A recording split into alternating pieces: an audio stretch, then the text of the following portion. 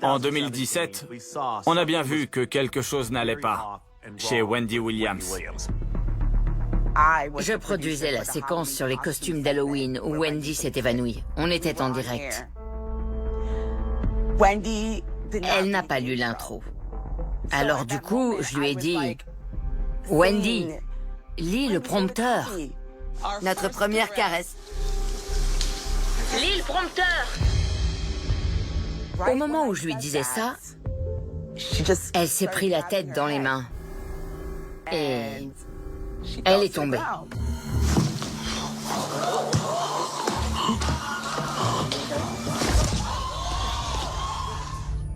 J'étais bouleversée. Je ne savais pas ce qu'il se passait. J'étais en charge de la production et elle ne semblait pas très concentrée. En même temps, ça avait l'air d'aller. Ce qui l'affectait a été très grave, au point qu'elle s'est évanouie, mais je ne le savais pas.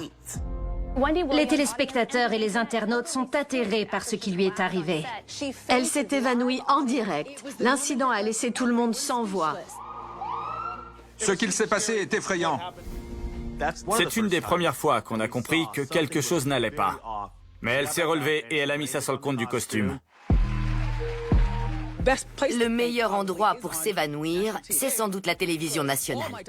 Mes médecins m'ont appelé et se sont débrouillés pour me voir, malgré mon emploi du temps. Mais je dois dire que je n'avais mal nulle part quand je me suis relevée. Pendant 3 jours, je me suis dit, la douleur va arriver. Mais non, tout va bien. Je suis toujours debout.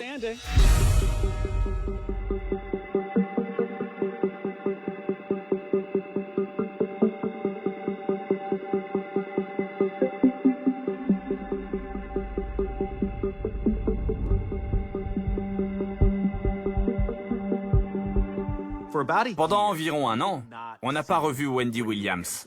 On n'avait aucune idée de l'endroit où elle se trouvait. Elle n'apparaissait plus dans son émission. Elle ne se montrait plus. Il était clair qu'il se passait quelque chose. Pour comprendre pourquoi Wendy Williams a été mise sous tutelle, il faut d'abord comprendre où elle en était dans sa vie. Wells Fargo, sa banque, n'arrêtait pas de l'appeler pour lui demander de valider certaines opérations, sans jamais obtenir de réponse. Alors la banque a gelé ses comptes et déposé une demande de mise sous tutelle.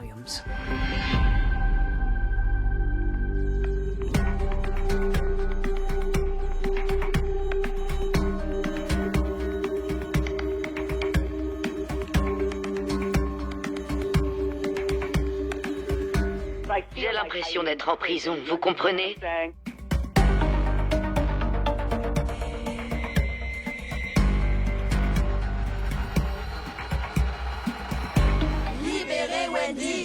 J'ai un scoop. Wendy a besoin de liberté.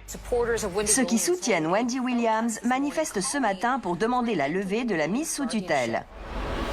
Wendy Williams a salué ses fans depuis cette fenêtre. Elle est prisonnière! C'est une bataille qui prend chaque jour davantage d'ampleur. C'est de l'abus. Elle ne devrait pas être enfermée. Libérez Wendy. Il est clair que c'était une forme de démence alcoolique. Mais maintenant qu'elle ne boit plus, Wendy veut recouvrer sa liberté.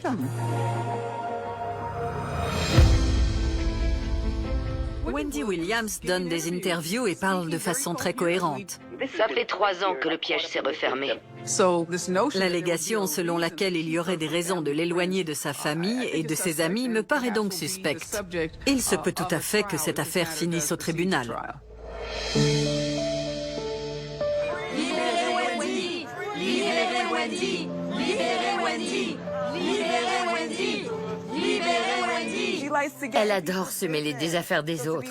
Alors être enfermée dans cette pièce sans pouvoir communiquer avec les gens comme elle le ferait normalement, c'est destructeur.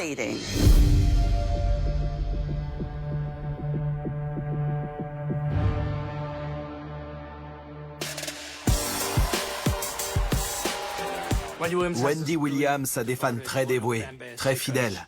parce qu'elle sait exactement ce que les gens veulent savoir. Je vais aborder plein de sujets croustillants. Comment ça va? Je suis une grande fan de Wendy depuis des années.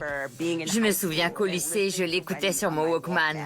C'est humain de s'intéresser à la vie des gens. Vous couchez avec qui? Des hommes? Des femmes? Elle avait l'émission la plus célèbre de New York et à l'époque, tout le monde l'écoutait. Elle avait toujours en réserve des potins qu'on n'entendait nulle part ailleurs. Vous êtes en couple, vous avez des enfants, mais vous voyez quelqu'un d'autre et votre femme aussi, ce qui crée des problèmes. Eh bien, je vais vous dire, nous aussi on est mariés et on fait pareil. Wendy voulait être la version féminine de Howard Stern. Elle voulait avoir ce même côté choquant. Quelques potins, ça vous dit? Ah ouais! C'est parti! Dans les années 90, elle était connue pour ses commérages sur les acteurs noirs d'Hollywood. Tout le monde y passait, elle ne reculait devant rien. Elle y allait franco. Eddie Murphy est un ami de la communauté gay, mais aussi un vrai maniaque de la propreté. Dans les toilettes publiques, il fait tout avec les pieds. Wendy Williams était célèbre, en partie parce qu'elle taclait souvent les plus grandes stars. Ses attaques les plus retentissantes, disons, ont eu lieu durant ses émissions de radio. Elle savait ce qui faisait jaser et elle voulait simplement faire passer le message. Rappelez-vous le Whitney, Whitney, Whitney. Whitney, Whitney, Whitney. Wendy, Wendy, Wendy. Elle racontait que Whitney buvait ou qu'elle faisait trop la fête. Elle se demandait ce qu'elle faisait avec Bobby Brown. Elle avait toujours un truc à dire et Whitney commençait à en avoir marre. Ça ne pouvait que mal finir. C'est une Whitney qu'on ne connaissait pas, qui s'est révélée ce jour-là. Tu parles tout le temps de moi. Ouais. Tu me connais même pas. Wendy ne s'est pas dégonflée. Elle lui a demandé tout ce que tout le monde voulait savoir. Est-ce que tu prends de la drogue? À qui tu parles là? À toi, Whitney? Non, parce que moi, je suis une mère. Wendy était très douée pour nouer des relations avec les plus grands du hip-hop et du R&B comme Diddy, puis d'utiliser ces relations pour dénigrer ces personnes. La polémique entre Diddy et Wendy remonte à loin. N'oublions pas qu'ils ont gravi les échelons ensemble. Elle parlait souvent de lui dans son émission de radio. Elle mettait en doute son orientation sexuelle. Elle lui demandait toujours « Comment ça va ?» Comment ça va? Une façon de s'adresser à quelqu'un que l'on soupçonne d'être gay. Wendy Williams épiloguait sur la sexualité de Diddy et prétendait qu'il l'avait fait virer de son travail à la radio.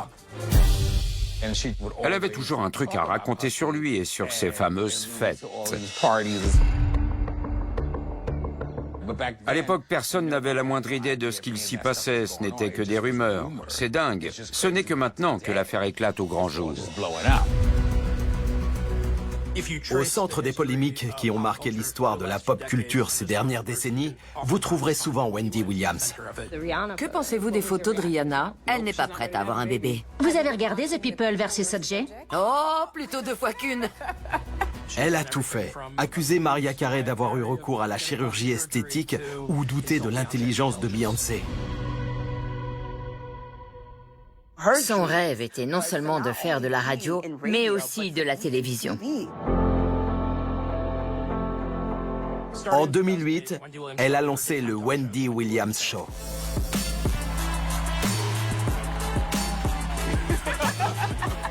Cette émission quotidienne lui a permis de gagner en visibilité. Avec ce talk show, elle est entrée dans tous les foyers américains et c'est devenu leur rendez-vous télé. Elle s'asseyait dans son fauteuil mauve, elle regardait la caméra et on aurait dit qu'elle s'adressait directement à son public.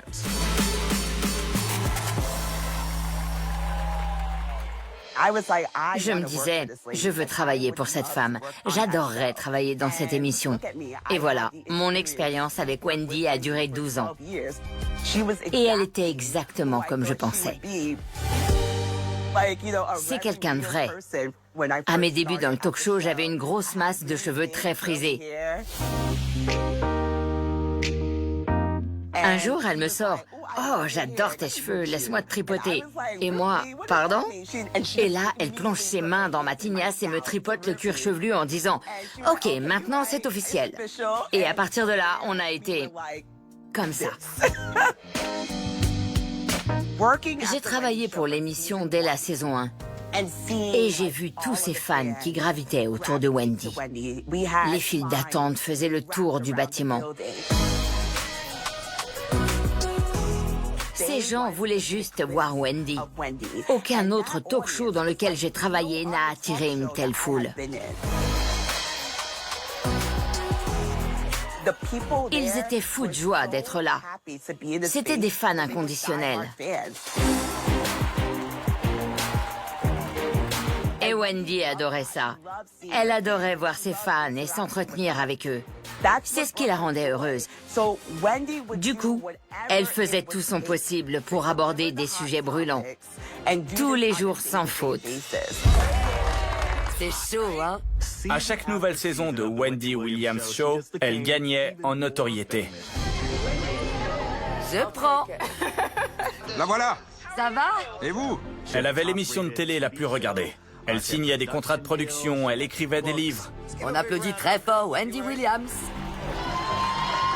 Elle a été une grande star tout au long de sa carrière. Wendy est une légende. La reine des talk shows. Cette émission de télévision, eh bien, je dirais qu'il faut la faire. Et je suis fin prête. Wendy Williams avait pour habitude de s'attaquer aux célébrités. Mais un jour, sa vie a pris une tournure dont elle-même se serait ouvertement moquée.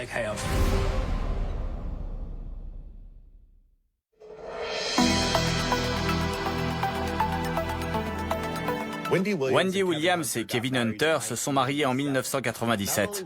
Non seulement il était son manager, mais il l'a aussi aidé à lancer son talk show. Et il était son producteur exécutif. Il a été son âme sœur depuis le début. Wendy et Kevin formaient un couple influent. Ils ont accompli beaucoup de choses importantes. Ils ont marqué l'histoire. Kevin gère tout en coulisses et moi, je suis sur le devant de la scène.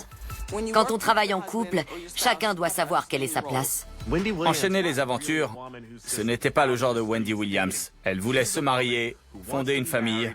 Ça a toujours été son objectif. J'ai vu leur couple quand tout allait très bien, mais je l'ai vu aussi quand ça n'allait plus.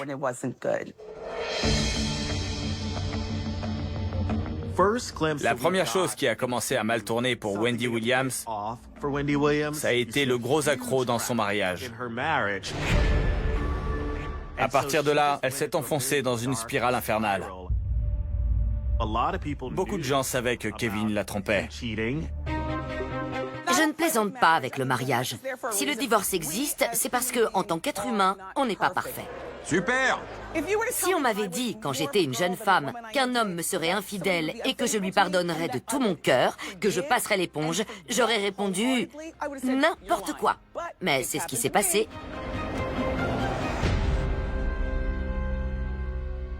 Elle a été forcée de faire d'elle-même un sujet d'actualité, de dire à son public toute la vérité sur sa vie privée. En regardant l'émission, Elle se met à parler de ses problèmes de couple. Elle explique désormais sans détour que son mari la trompe depuis longtemps. On a découvert une Wendy plus humaine. Mais je n'aurais jamais pensé qu'on la verrait s'effondrer un jour.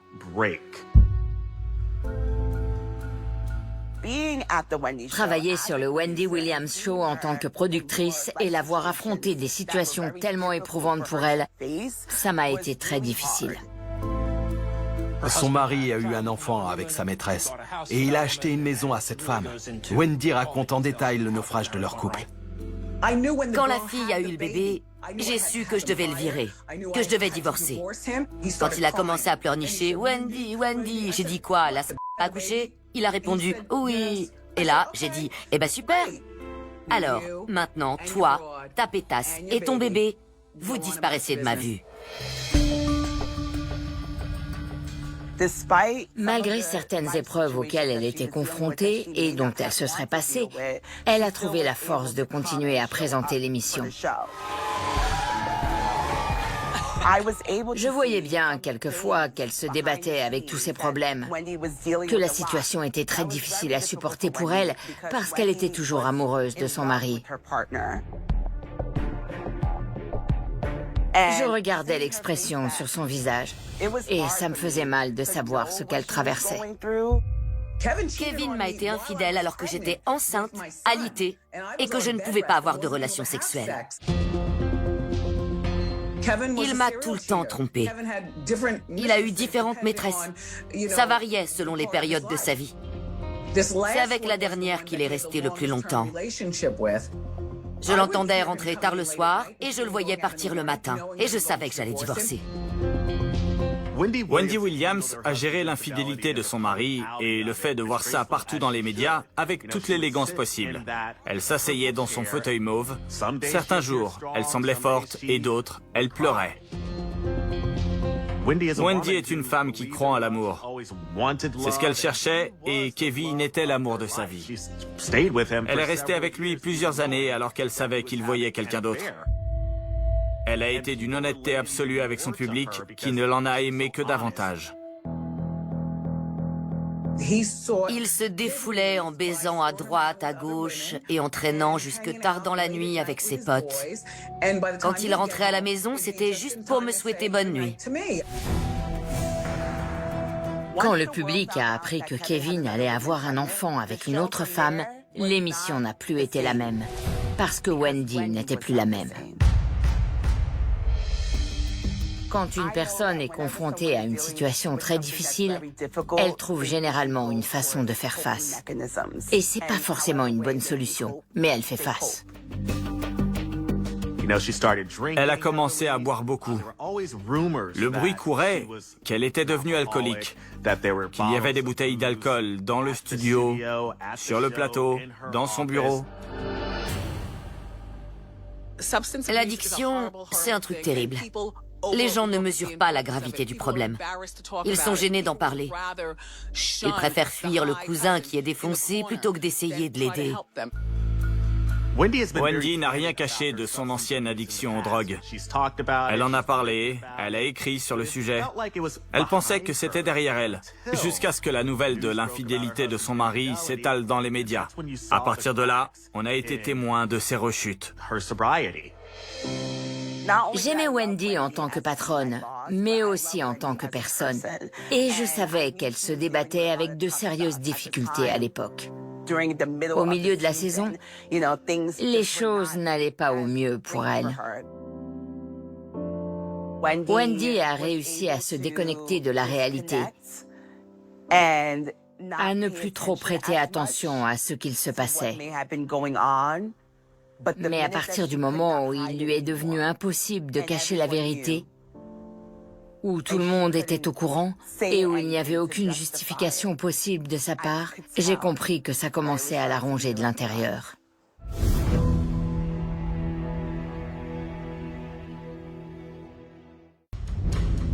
Wendy Williams parlait de la dissolution de son mariage et aussi de ses problèmes de santé. La situation est devenue plus grave en 2018 quand elle a révélé qu'elle avait la maladie de Basedow. Vous avez quoi aux yeux? Elle souffrait d'exophtalmie et les gens la regardaient bizarrement.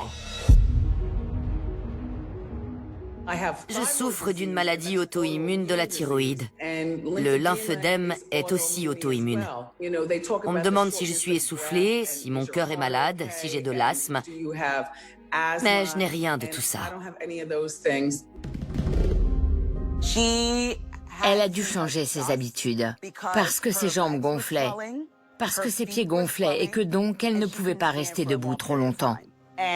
Ça me fendait le cœur de la voir dans cet état. C'est à partir de là que tout s'est emballé. Cette superstar au sommet de la gloire ne pouvait plus assurer son émission.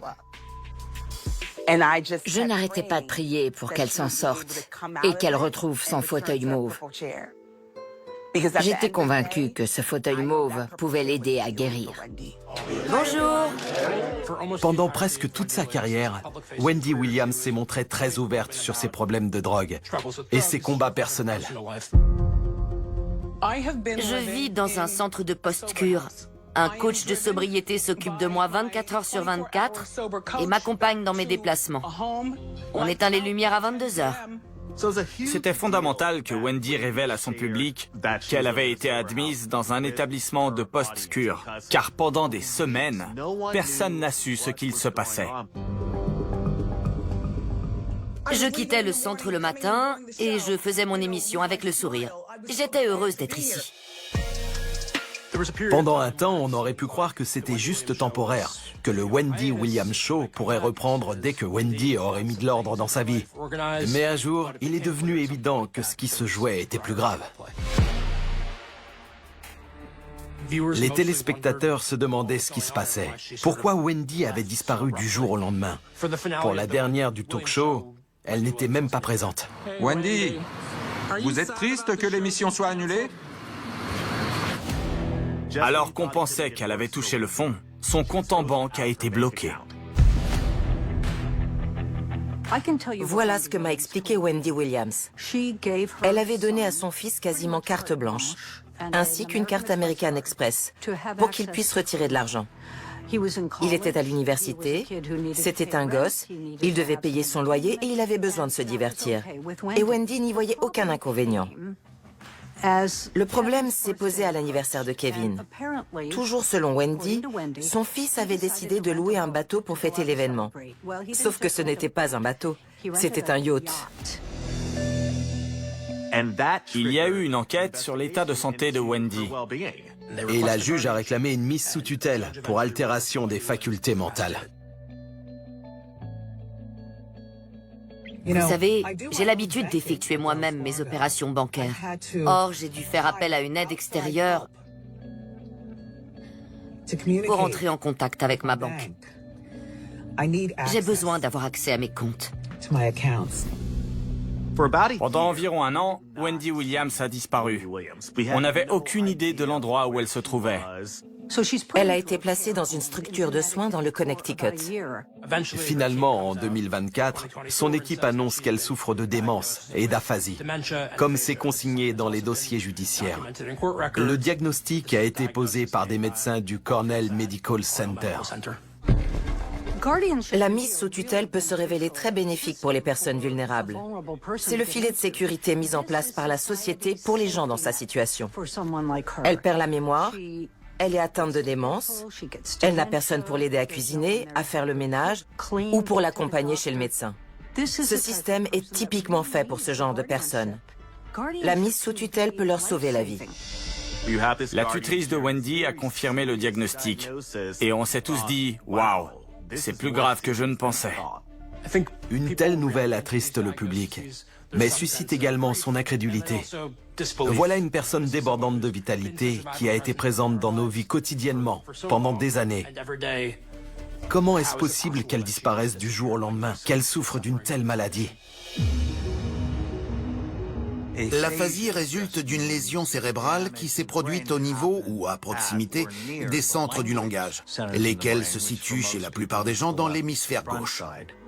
Cette maladie se manifeste par des difficultés à parler, à exprimer ses pensées. Ça peut aussi affecter la prise de décision, la concentration, la réflexion, le jugement, le contrôle des impulsions, l'organisation, la planification, et ça peut induire des troubles du comportement et de la mémoire. La démence fronto-temporale est généralement progressive, ce qui signifie que cela s'aggrave avec le temps. Je ne souffre pas de troubles cognitifs. J'ai été mise à l'écart, point. J'ai une vie de merde. C'est déconcertant. Wendy dit une chose et sa tutrice en dit une autre. Fréquenter les gens qui vivent ici avec moi, c'est pas mon truc. Wendy vivait au 2e étage de l'unité de soins. Elle avait accès aux couloirs et aux ascenseurs. Et le jour de son anniversaire, elle a décidé de prendre l'ascenseur pour voir jusqu'où il allait. Eh bien, il allait jusqu'au bar, sur le toit. Et comme c'était son anniversaire, elle a commandé un verre, puis un autre, et encore un autre. Qui sait combien elle en a pris? Mais elle vous avouera qu'elle s'est saoulée, qu'elle a rechuté. Le traitement de cette rechute a consisté à l'envoyer dans une unité beaucoup plus stricte, celle des troubles de la mémoire, au 4e étage. Elle y a une chambre avec salle de bain et télévision. Elle est enfermée à l'étage 24 heures sur 24, 7 jours sur 7, sauf de temps en temps quand sa tutrice l'autorise à sortir. L'abus d'alcool est l'une des principales causes des troubles cognitifs et de la démence. Je dirais même que la démence alcoolique en est la deuxième conséquence la plus fréquente. Quand on empoisonne son cerveau, on ne peut plus réfléchir.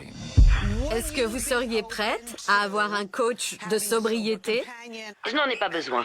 Je ne boirai plus jamais une seule goutte. L'alcool est en soi une neurotoxine connue. Un poison pour le cerveau. Plus la consommation d'alcool est importante et prolongée, plus le cerveau s'atrophie. Les IRM le montrent bien. C'est ce qu'on appelle la démence alcoolique.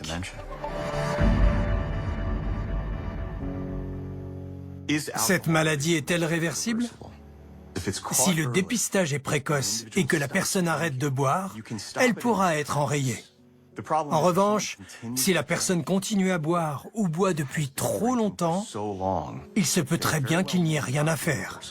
Mes facultés mentales ne sont pas altérées, comme on le prétend. Cet étage est celui des troubles de la mémoire. Les gens qui vivent ici ne se souviennent de rien. Ce n'est pas mon cas.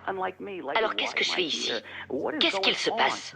Wendy affirme qu'elle ne souffre pas de démence. Elle a peut-être raison, ou alors elle manque de lucidité. La plupart des personnes atteintes de démence manquent de lucidité.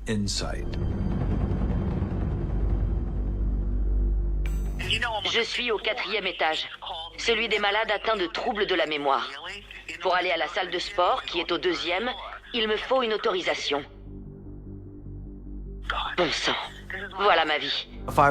Sur la seule base de cet entretien enregistré, je serais étonné qu'on parle d'aphasie. Parce qu'elle a l'air de très bien s'exprimer. Et qu'elle a également une assez bonne mémoire. Ça n'est pas compatible avec une démence frontotemporale. Et je me demande s'il n'y a pas autre chose. Parler de démence, c'est absurde. Wendy peut réciter les paroles d'une chanson de Notorious B.I.G. du début à la fin. D'accord? Cette femme peut vous faire la liste de toutes les couleurs de cheveux successives de Joan Rivers. Cette femme est tellement intelligente que la démence m'a toujours semblé être une erreur de diagnostic. Wendy a ses fans, et il y en a encore beaucoup sur les réseaux sociaux qui disent « Wendy va mieux, il faut lever la mise sous tutelle ». Ce n'est pas si simple. Si elle est réellement atteinte de démence, c'est grave. Ce serait irresponsable d'ouvrir la porte et de lui dire « Allez-y, retournez à votre vie ». Est-elle à 100% de ses capacités? Je n'en sais rien.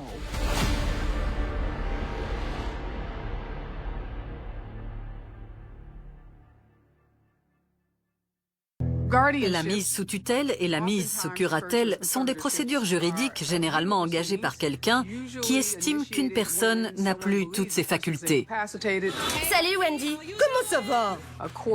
La justice peut intervenir et désigner un tuteur qui sera chargé de prendre les décisions juridiques nécessaires et de gérer la vie de la personne concernée. Ça va? Je ne veux pas parler. Mais ça va? Voici ma nièce, Alex. Elle arrive! Le cas le plus célèbre de ces 10 dernières années, c'est l'affaire Britney Spears. Britney, à votre gauche! En 2008, elle a été mise sous tutelle. Des gens s'étaient plaints qu'elle avait des problèmes de santé mentale qui l'empêchaient de gérer ses affaires. Une personne dans son cas peut se voir privée de presque tous ses droits. Elle ne choisit plus son lieu de vie, ce qu'elle va manger, qui elle va voir. Wendy Williams a été mise sous tutelle vers le mois de mai 2022. Suite à la procédure engagée, le tribunal a estimé qu'elle était dans l'incapacité de gérer ses affaires d'ordre professionnel et juridique et il a désigné une tutrice. L'animatrice Wendy Williams tente de récupérer son micro. Elle dénonce publiquement la tutelle à laquelle elle est assujettie depuis la fin de son émission à succès. La mise sous tutelle de Wendy Williams a véritablement choqué tout le monde, je crois. Écoutez, je suis victime de violences psychologiques. Si jamais ils me prennent mon téléphone, je ne pourrai plus parler à personne. Ma vie est complètement en fait. Je suis avec mes avocats. On va voir la juge. Wendy doit vraiment être sous tutelle? Libérée de la tutelle, oui. Voilà le but. Vous vous sentez bien? Plus que bien. Qu'est-ce qu'il va se passer aujourd'hui? On y va, Wendy. La tutrice légale de Wendy s'appelle Sabrina Morrissey. C'est une femme influente à New York et les deux ont une relation très conflictuelle. Le travail de Sabrina Morrissey, tel qu'elle me l'a expliqué, consiste à s'occuper de personnes âgées privées de certaines facultés ou malades. En gros, elle doit s'assurer de leur bien-être en suivant des règles. Les tuteurs sont censés adhérer à des recommandations qu'ils n'ont pas fixées eux-mêmes. Du coup, quand l'affaire de la mise sous tutelle de Wendy Williams a vraiment pris de l'ampleur, Sabrina Morrissey est devenue la cible à abattre. C'était très pratique et facile pour les fans de Wendy Williams de la désigner comme l'ennemi. En fait, Wendy la méprise. Et elle ne veut pas d'elle comme tutrice, parce qu'elle a le sentiment d'être piégée. Wendy et Sabrina Morrissey se sont beaucoup disputés à propos de choses simples, comme le choix de l'unité où vit Wendy. Je suis entourée de nonagénaires. Je me retrouve coincée ici en spectatrice de ma propre vie.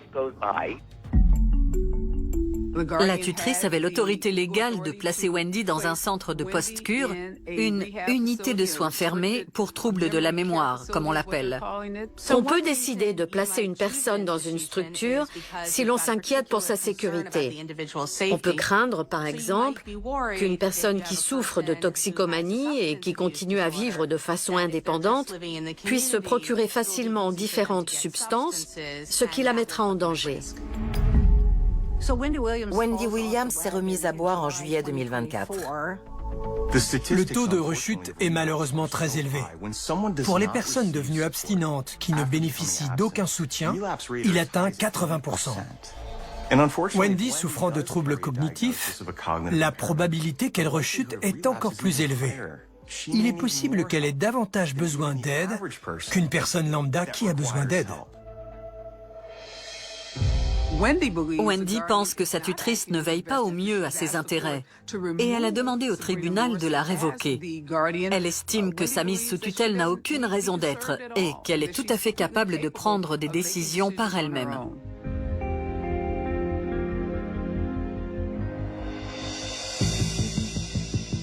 La juge chargée du dossier, Lisa Sokoloff, ne semble pas être du côté de Wendy. Elle aurait reproché à sa famille d'être irresponsable et elle aurait accusé sa nièce de communiquer des informations aux médias. Souvent, dans les cas de mise sous tutelle ou curatelle, c'est un membre de la famille qui est désigné comme tuteur. Sauf que concernant Wendy, sa famille ferait partie du problème. Une juge a récemment déclaré en audience publique qu'elle lui portait tort. La juge serait allée jusqu'à dire à Wendy que sa carrière était finie, terminée. Qu'est-ce que sa carrière a à voir avec sa mise sous tutelle? Les gens ont raison d'être en colère, y compris ceux qui la soutiennent, et ses fans. Libérez Wendy! Maintenant, ils regardent la juge de travers. Ce qu'il s'est passé dernièrement est incroyable. Wendy Williams pouvait quitter le centre sous certaines conditions.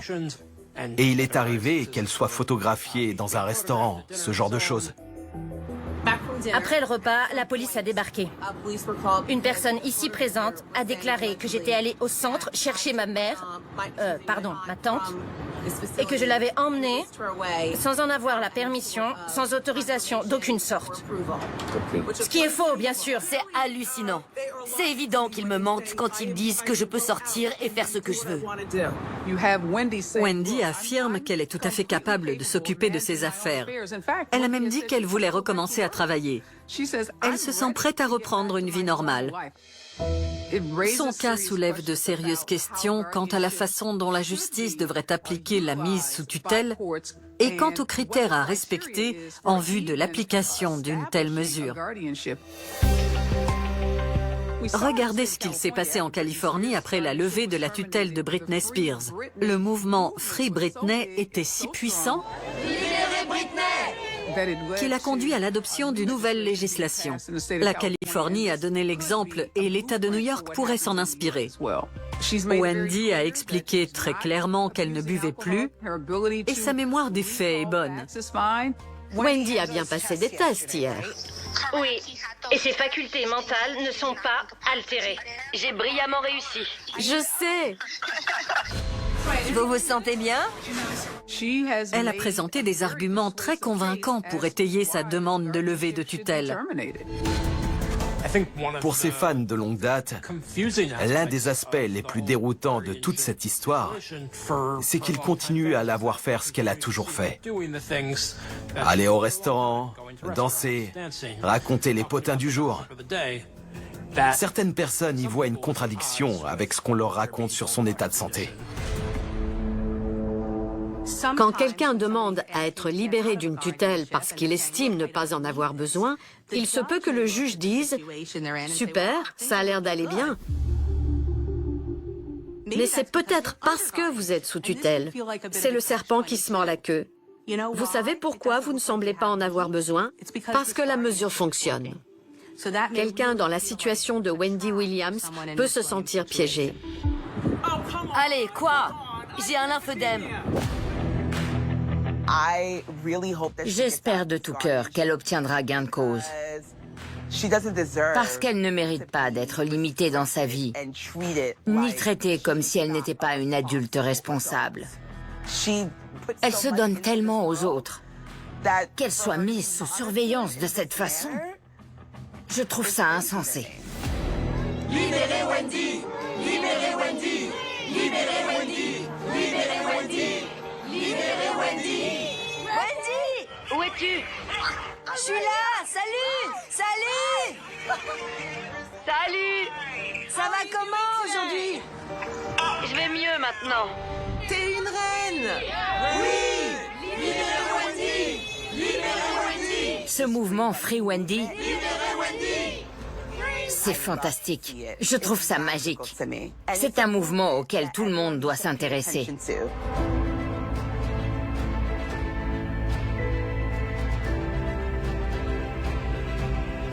On doit obtenir sa libération. Elle n'a rien à faire ici. Elle n'a rien à faire ici. Ce sont des sales individus qui l'ont mise sous tutelle.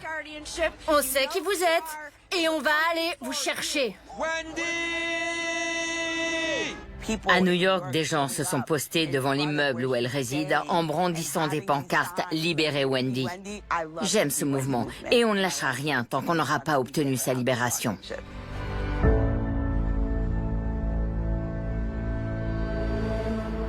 Elle a l'air en pleine forme. Elle a toutes ses facultés mentales. Et donc, elle ne devrait pas se trouver dans une unité de soins pour troubles de la mémoire.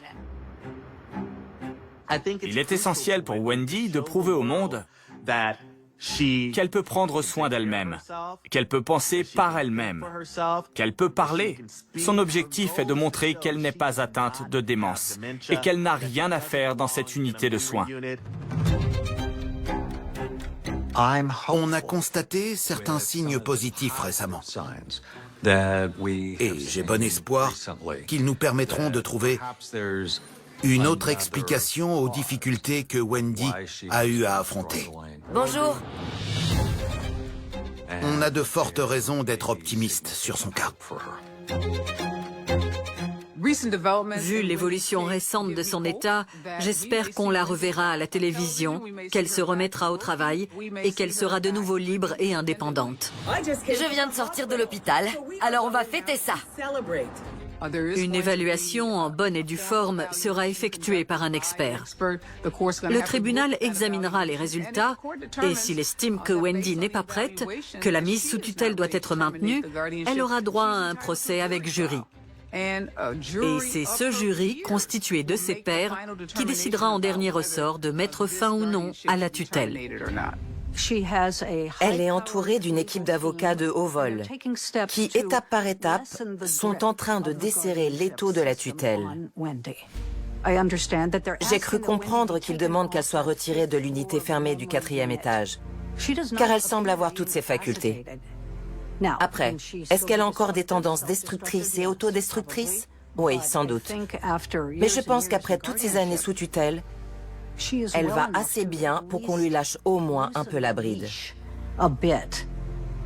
Chaque journée qu'une personne passe sous tutelle est une journée où l'État la prive de tous ses droits au motif qu'il la protège. De là, l'énorme responsabilité qui pèse sur les tribunaux. On se souviendra d'elle comme d'une battante. Qu'aurait à dire la petite fille qui vivait à Asbury Park? J'ai fait mes preuves. Elle s'est battue pour se faire sa place à la radio et à la télévision. Et cela pendant des décennies. Et maintenant, elle se bat pour sa liberté. C'est une femme qui ne comptera jamais que sur elle-même. J'ai des gens qui m'aiment. J'ai ma famille. C'est difficile de prévoir ce qu'il va se passer. Des problèmes médicaux et familiaux sont en jeu. Et l'affaire ne semble pas se tasser. Wendy et son entourage pensent clairement qu'elle est victime d'injustice. Les gens qui protestent contre ces conditions de vie continueront à dire « quelque chose ne va pas ».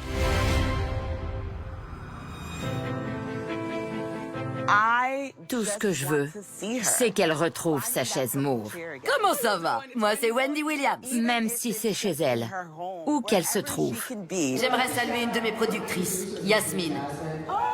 Yasmine, où es-tu? Elle me manque. Ce lien qui nous unissait me manque. À chaque jour suffit sa peine. Comment ça va? Comment ça va? Je sais qu'elle a encore de grandes choses à accomplir. Je le sens, j'y crois. Ma copine Wendy rebondit toujours.